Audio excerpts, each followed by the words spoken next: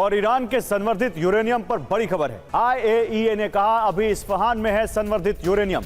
ज्यादातर uranium Isfahan में होने की संभावना है। जून 2025 से संवर्धित यूरेनियम इस्फहान में ही है, यह कहा है IAEA ने।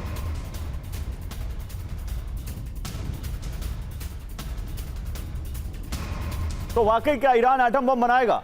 IAEA ने क्या कहा है और उससे क्या संकेत मिलता है, समझिए। इस्फहान के न्यूक्लियर सेंटर में है संवर्धित यूरेनियम। इस्फहान से यूरेनियम हटाने के कोई सबूत नहीं। हमले के बाद इस्फहान का निरीक्षण किया था। सैटेलाइट इमेज से इस्फहान में नुकसान का असर दिखा। ईरान के पास कितना यूरेनियम है? 440 किलोग्राम जो यूरेनियम है उसके पास, वो 60% संवर्धित है और परमाणु बम बनाने के करीब है। इसके अलावा 200 किलोग्राम जो यूरेनियम है वो 20% संवर्धित है और लो एनरिच्ड यूरेनियम की अधिकतम सीमा है। 8,500 किलोग्राम का जो यूरेनियम है उसके पास वो 3.6% संवर्धित है और ईरान इसको ईंधन के रूप में इस्तेमाल कर रहा है। तो परमाणु बम बनाने के करीब लो एनरिच्ड यूरेनियम जो यहां पर है, आप समझिए वो यहां पर 60% वाला ही है। अब यूरेनियम पर टेंशन क्यों है, यह समझिए।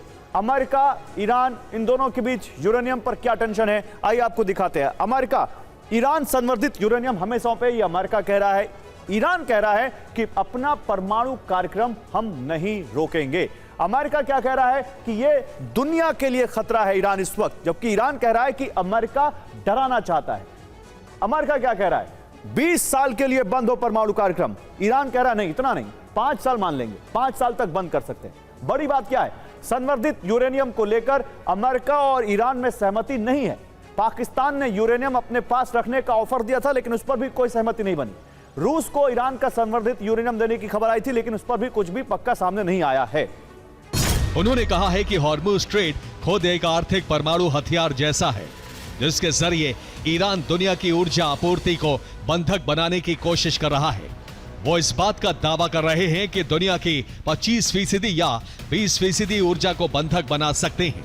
कल्पना कीजिए कि अगर उन्हीं लोगों के पास परमाणु हथियार तक पहुंच हो तो क्या होगा।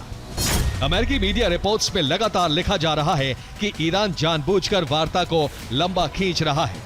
उसका मकसद सिर्फ बातचीत करना नहीं, बल्कि बातचीत के जरिए वक्त खरीदना है, ताकि इस दौरान वो अपने परमाणु कार्यक्रम को उस मुकाम तक पहुंचा सके जहां से एटम बम बनाना बहुत आसान हो। इसी रणनीति का नया चेहरा है गाजा। संयुक्त राष्ट्र में ईरान के दूत ने स्थायी युद्ध विराम और पूरी तरह सेना हटाने की मांग रखी है। ट्रंप ने एक बार नहीं, बार बार दोहराया है कि ईरान को किसी भी कीमत पर परमाणु हथियार हासिल नहीं करने दिया जाएगा।